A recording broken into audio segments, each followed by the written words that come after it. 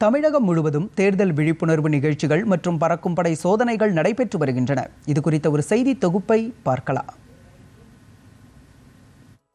நாமக்கல் மாவட்டம் திருச்செங்கோட்டில் நடைபெற்ற தேர்தல் விழிப்புணர்வு நிகழ்ச்சியில் மாவட்ட தேர்தல் அலுவலரும் ஆட்சித் தலைவருமான துர்காமூர்த்தி கலந்து கொண்டு விழிப்புணர்வு ஏற்படுத்தினார். திருச்செங்கோடு வேளாண்மை உற்பத்தியாளர்கள் கூட்டுறவு சங்க வளாகத்தில் உள்ள குறிஞ்சி, முல்லை, மருதம், நெய்தல் ஆகிய பெயர்களை கொண்ட நியாய விலை கடைகளில் தேர்தல் நாள் குறித்த ஒட்டு வில்லைகளுடன் வழங்கப்படும் பொருட்களை பார்வையிட்டார். பின்னர் பொதுமக்களுடன் தேர்தல் உறுதிமொழியினை எடுத்துக்கொண்டார். மேலும் கூட்டுறவுத்துறையின் மூலம் விநியோகிக்கப்படும் சமையல் எரிவாயு உருளைகளில் தேர்தல் நாள் அச்சிடப்பட்ட ஒட்டு வில்லைகள் ஒட்டும் பணிகளையும் தொடங்கி வைத்தார்.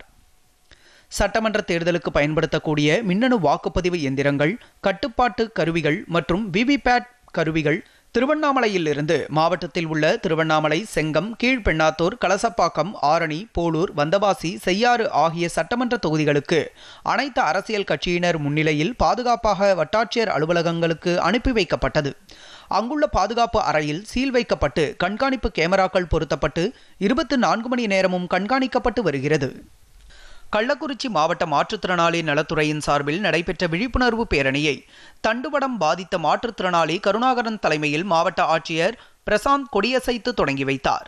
இந்த பேரணியில் மாற்றுத்திறனாளிகள் வாக்கு நமது உரிமை, வாக்களிக்க தவற வேண்டாம் என உள்ளிட்ட பல்வேறு பதாகைகளை ஏந்தியவாறு முழக்கங்களை எழுப்பியபடி கள்ளக்குறிச்சி பழைய மாவட்ட ஆட்சியர் அலுவலக வளாகத்திலிருந்து கச்சராபாளையம் சாலை, அரசு மகப்பேறு மருத்துவமனை உள்ளிட்ட சாலைகள் வழியாக சென்று பொதுமக்களிடம் விழிப்புணர்வு ஏற்படுத்தினர்.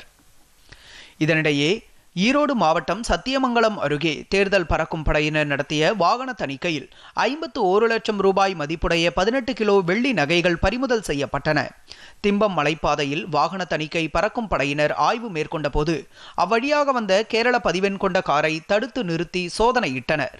அப்போது காரில் வைக்கப்பட்டிருந்த பைகளில் 18 கிலோ மற்றும் 700 கிராம் எடையுள்ள வெள்ளி கொலுசு, ஜிமிக்கி, அலங்கார நகைகள் மற்றும் கவரிங் நகைகள் இருந்தது தெரிய வந்தது.